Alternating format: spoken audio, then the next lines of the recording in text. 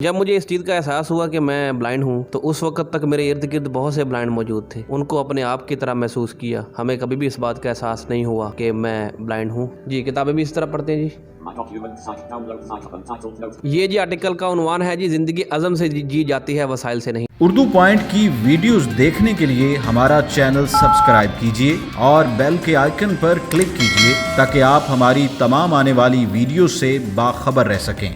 अस्सलाम वालेकुम नाज़रीन, आप देख रहे हैं उर्दू पॉइंट और मैं हूं आपका मेज़बान असद महमूद।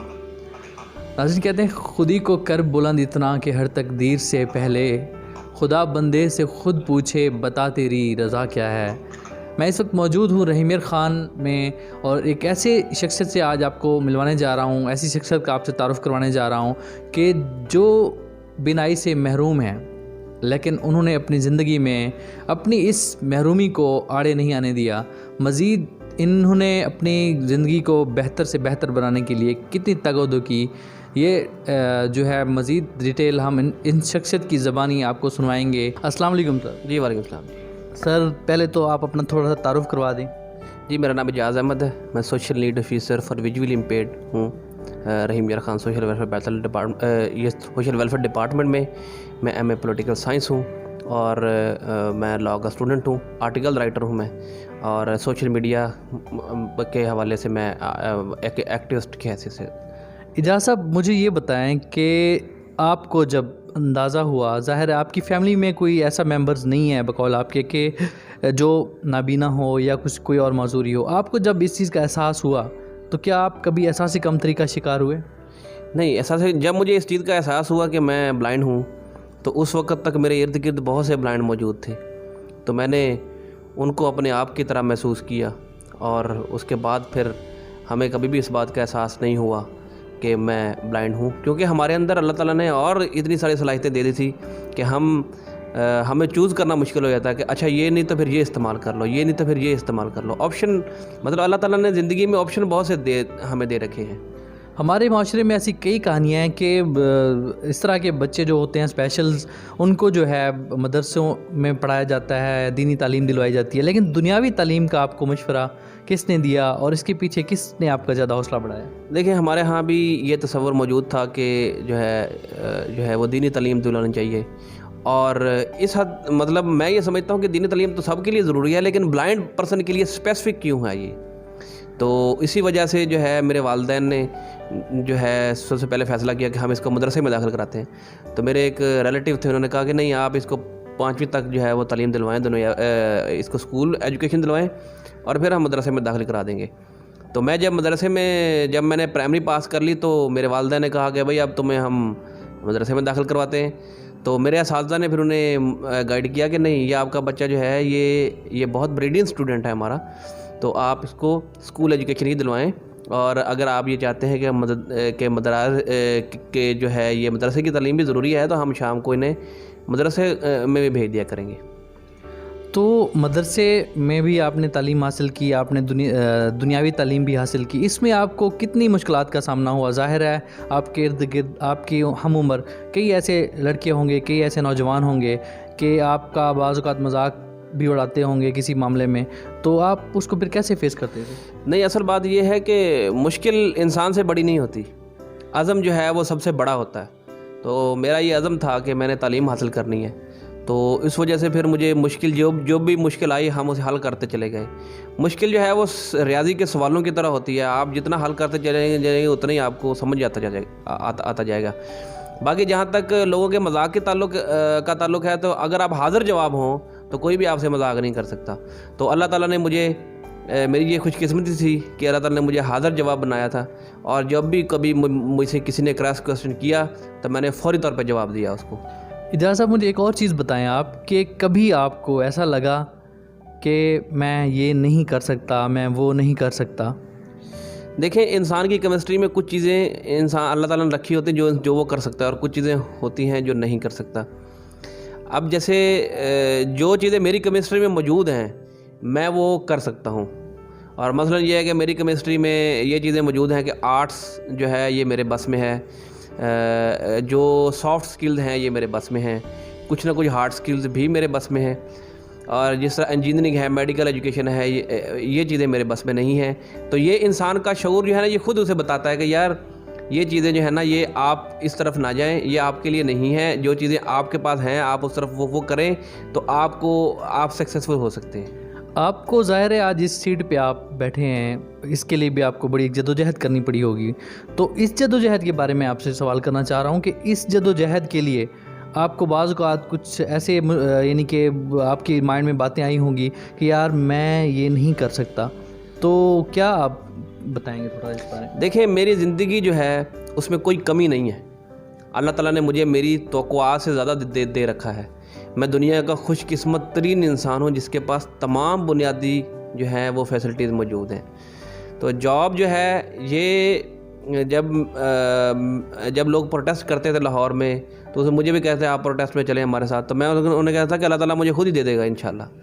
تو وہ کہتے ہیں یہ کیسے ہو سکتا ہے کہ اللہ تعالیٰ خود آپ کو بلا کے دے. تو میں نے کہا جی اللہ تعالیٰ تو مجھے بلا کے ہی دے گا انشاءاللہ. تو ایسا ہوا پھر کہ اللہ تعالیٰ نے مجھے واقعی بلا کے جاب دی. تو لیکن وہ اور جاب تھی. لیکن جب میں یہاں آیا، یہاں میں نے پبلک سروس کمیشن کے تھرو ایگزام دیا اور اس جاب کے لیے مجھے محنت نہیں کرنی پڑی. یہ اللہ تعالیٰ نے مجھے جس طرح وہ جاب دی تھی اللہ تعالیٰ نے بلا کے، یہ بھی صرف مجھے ایک مجھے امتحان دینا پڑا اور انٹرویو تھا، اور انٹرویو کے بعد میں سلیکٹ ہو گیا الحمدللہ.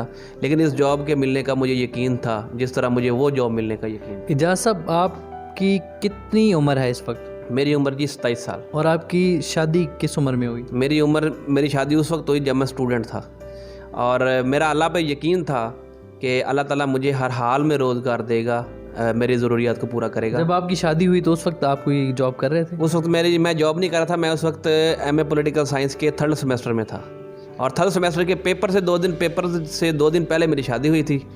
تو میں مطلب شادی کے دوسرے دن جو تھا میں بورڈ میں بیٹھا ہوا تھا. تو شادی اپنوں میں ہوئی یا آؤٹ آف فیملی ہوئی؟ شادی میری کزن کے ساتھ ہوئی تھی. تو ظاہر ہے آپ بتا رہے ہیں کہ وہ آپ کا ایک اسٹوڈنٹ کا تھا اسٹوڈنٹ پیریڈ میں تھے آپ. تو لڑکی والوں کی بھی کچھ ڈیمانڈز ہوتی ہیں، تو وہ آپ کی جو شریک حیات ہیں انہوں نے اس سلسلے میں کوئی بات کی ہو کہ جی میں وہ کیونکہ جاب لیس ہیں ابھی اور تھوڑا سا ان کا مسئلہ بھی ہے، تو انہوں نے کوئی اعتراض اس حوالے سے کیا؟ نہیں، کسی نے کوئی اعتراض نہیں کیا. میرے والدین کا جو تھے وہ بڑے براڈ مائنڈڈ تھے. انہوں نے کہا کہ جب بھی آپ سمجھیں کہ آپ مطلب شادی کرنا چاہتے ہیں تو آپ ہمیں بتا دیجیے، ہم آپ کی شادی کر دیں گے. تو میرے جو مطلب والدین تھے انہوں نے میری فوری طور پہ شادی کی، اور میری مسز نے بھی بہت کمپرومائز کی ہے میرے ساتھ.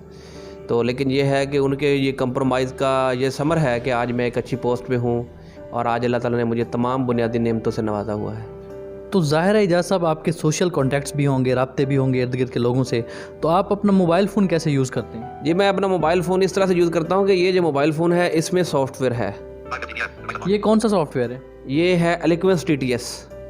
تو یہ دیکھیں نا، یہ جو سافٹ ویئر ہے اس کو یہ ہم جیسے ہم اس کو ہاتھ لگا ٹچ کرتے جاتے ہیں تو اسکرین کے اوپر جو کوئی ڈسپلے ہوتا ہے یہ ہمیں پرناؤنس کر کے بتاتا ہے. یہ دیکھیں یہ میرے تمام دوست اب آپ کے کانٹیکٹس ہیں جی، اور یہ دیکھیں جی، یہ دیکھیں جی. اس کے علاوہ آپ کہہ رہے تھے کہ آپ کالمز بھی لکھتے ہیں، آرٹیکلز بھی لکھتے ہیں، وہ کیسے آپ لکھتے ہیں؟ میں آرٹیکل جی یہ دیکھیں یہ میرا، یہ دیکھیں جی یہ ایک رسالہ ہے اطراف جو میں پڑھ رہا ہوں، اور جو میں نے آرٹیکل لکھا تھا وہ میں دکھاتا ہوں کہ وہ کہاں ہے جی.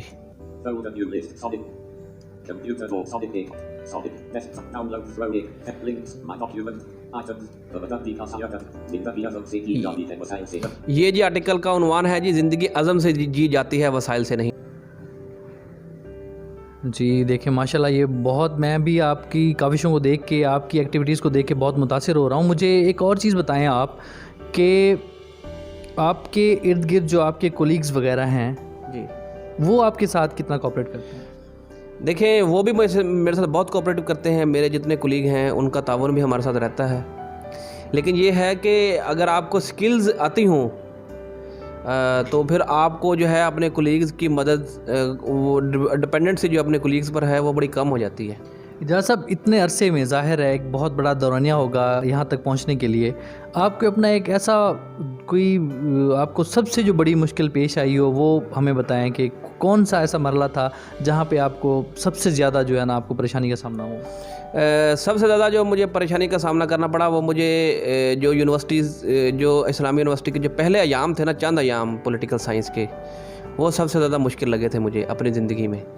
اور چونکہ وہاں میں بالکل نیا تھا اور ایک ڈیفرنٹ انوائرمنٹ تھا، تو مجھے سب سے زیادہ مشکل جو ہے اپنی ہوش میں جو ہے میں نے اس سے زیادہ مشکل حالات کا سامنا کبھی نہیں کیا. لیکن اس سے زیادہ بھی ایک مشکل آئی تھی اس وقت جب میں اسکول میں پہلا دن تھا جب میرا اسکول میں، تو وہ میرے لیے سب سے زیادہ تکلیف دہ دن تھا. تو وہ ایک ایسا دن تھا جس میں مجھے لگتا تھا کہ زندگی ختم ہو جائے گی یہاں پہ، اب زندگی نہیں رہے گی. کیونکہ میں 150 کلومیٹر دور اپنے والدین سے آیا تھا. میرے والدین اور میرے دادا دادی مجھ سے بہت پیار کرتے تھے، تو ان سے بچھڑنا جو ہے یہ میرے لیے بہت تکلیف دہ تھا. اجاز صاحب ایک اور چیز بتائیں کہ لائف میں آپ نے جہاں اتنے گول اچیو کیے ہیں، اس کے پیچھے آپ کہہ رہے ہیں کہ توقع خدا پہ آپ کا یعنی ایک بھروسہ تھا، توقع تھا کہ آپ کو رب دے گا. اب جو آپ کی موجودہ لائف ہے اس سے آپ کس حد تک مطمئن ہیں؟ میں اپنی موجودہ لائف سے 100% مطمئن ہوں، کیونکہ میرے پاس مجھے اللہ تعالیٰ نے تمام وہ نعمتیں دی ہیں جو کسی بھی ایک بہتر انسان کے پاس ہو سکتی ہیں. میرے پاس جاب ہے، میرے بیوی بچے ہیں، میرا حلقہ احباب بہت وسیع الحمدللہ رحیم یار خان میں. میں آرٹیکل رائٹر ہوں، میں نے لاء کی تعلیم حاصل کیا، قانونی حوالے سے میں مکمل طور اویئر ہوں. سیاسی علم جو ہے یہ میں نے سیکھا ہے.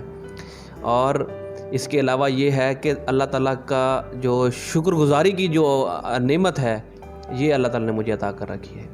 اس کے علاوہ بھی آپ کے کوئی مشاغل ہیں، کوئی کھیل وغیرہ یا اس طرح؟ کیوں کہ آپ سارا دن ادھر یہاں پہ جاب کے دوران ظاہر ہے آپ تھوڑا سا اپنی لائف کو بھی انجوائے کرنے کا سوچتے ہوں گے، تو اور بھی ہیں کوئی آپ کے جی، میں شام کو جم کرتا ہوں، میں جم جاتا ہوں شام کو. ہمارا یہاں اسپورٹس جو ہے یہ ہمارا یہاں جمنیزیم بنا ہوا ہے، ابھی یہ ریسنٹلی بنا ہے. میں جم کرتا ہوں یہاں جا کے. اس کے بعد میں پھر پڑھنے لکھنے میں کتابیں وغیرہ پڑھتا ہوں. دوست احباب ہیں میرے بہت سارے. تو کتابیں کیسے پڑھتے ہیں؟ وہ بھی کوئی سافٹ ویئر ہے؟ جی، کتابیں بھی اس طرح پڑھتے ہیں. جی یہ بھی سافٹ ویئر اسی لیپ ٹاپ کے ذریعے؟ جی بالکل جی. یہ دیکھیں جی، یہ کون سا سافٹ ویئر ہے؟ یہ جی جاز.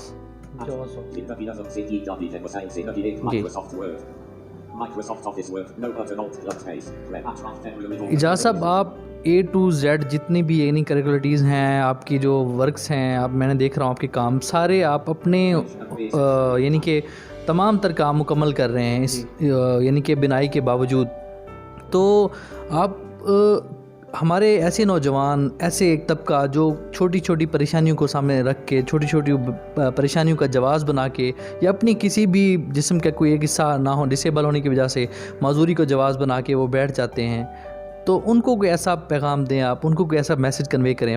دیکھیں، اصل بات یہ ہے کہ جواز ڈسیبلٹی کا جو ہے نا وہ ڈسیبل بندہ خود نہیں بناتا، اس کا جواز لوگ بنواتے ہیں. مطلب کہ پرسنل میرا ایکسپیرینس یہ ہے کہ جب لوگ ڈسیبل ہو جاتے ہیں، ان کا کوئی ایکسیڈنٹ میں حادثہ ہو جاتا ہے، کوئی ایکسیڈنٹ کی وجہ سے ان کی کوئی عضو کٹ جاتا ہے یا اس عضو کو کوئی نقصان پہنچتا ہے، تو لوگ اس کے ساتھ جو ہے نا اس کو یہ شو کروانا شروع کر دیتے ہیں کہ آپ ڈسیبل پرسن ہیں، اب آپ کچھ نہیں کر سکتے.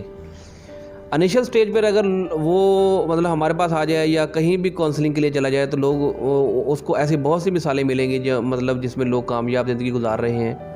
لیکن اگر لیٹ سٹیج پہ بھی کوئی شخص آ جائے تو ہم اسے بھی کاؤنسلنگ کریں تو الحمدللہ وہ ایک سکسیزفل لائف گزارنے کے قابل ہو جاتا ہے. لیکن اب جو لوگ ڈسیبل ہو چکے ہیں ان کے لیے میرا یہ میسج یہ ہے بیسیکلی کہ وہ تعلیم حاصل ضرور کریں، لیکن تعلیم کے ساتھ سکل سیکھیں کوئی نہ کوئی. مطلب میٹرک کیا تو ایک سکل سیکھ لی، ایف اے کیا تو دوسری سیکھ لی، بی اے کیا تیسری سیکھ لی، ایم اے کیا چوتھی سیکھ لی. اب جس بندے کے پاس 4 سکلز ہوں اور ایم اے کی ڈگری ہو، وہ اسے جاب گورنمنٹ لیول میں جاب اگر نہ بھی ملے اگر، تو وہ اپنا کام شروع کر سکتا ہے. مثلا یہ ہے کہ ایک بندے کے پاس جو ہے یہ موٹیویشن سکل ہے، ایک بندے کے پاس انجینئرنگ کا ڈپلومہ ہے، ایک بندے کے پاس الیکٹرک کا ڈپلومہ بھی آ گیا ہے. ٹھیک ہے، اب آپ یہ بتائیں کہ وہ اس کے پاس یہ 3 ڈپلومے 3 ڈگریز اس نے کر لی ہیں، پلس اس نے یہ ہے کہ اس نے کوکنگ بھی سیکھ لی ہے. تو اگر جس بندے کے پاس 4 ایکسپیرینس ہوں وہ کبھی جاب لیس رہ نہیں سکتا، کبھی بھی وہ کبھی بے روزگار نہیں رہ سکتا۔ یہ تو آپ ان نوجوانوں کو میسج دے رہے ہیں یا ان لوگوں کو، تو معاشرے کا جو ہے ایسے لوگوں کے لیے جو برتاؤ ہے اس حوالے سے آپ کیا کہنا چاہیں گے کہ ان کے ساتھ کیا رویہ ہونا چاہیے، خاص طور پہ گھر والوں کا ایسے لوگوں کے ساتھ؟ دیکھیں معاشرے کا میں یہ سمجھتا ہوں کہ معاشرے کو ہمدردی کی بجائے نا، جسے ہم ایمپتھی کہتے ہیں، وہ اگر رویہ ہو تو زیادہ اچھا ہے۔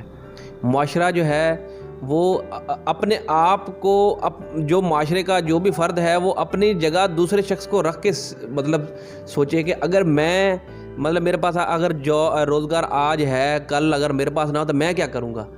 تو وہ اگر یہ سوچے گا تو یقیناً وہ یہ سوچے گا کہ یار اس کی ضروریات ہیں، اس نے کمانا بھی ہے، اس کے بیوی بچے بھی ہیں، اگر بیوی بچے نہ بھی ہوں تو تب بھی اس کی ضروریات ہیں، تو ہم اسے اس قابل کر دیں کہ یار یہ اپنے کمانے کے قابل ہو جائے، یہ اپنے کھانے پینے کے قابل ہو جائے، یہ اس قابل ضرور ہو جائے کہ یہ ایک سکسیزفل لائف گزار سکے۔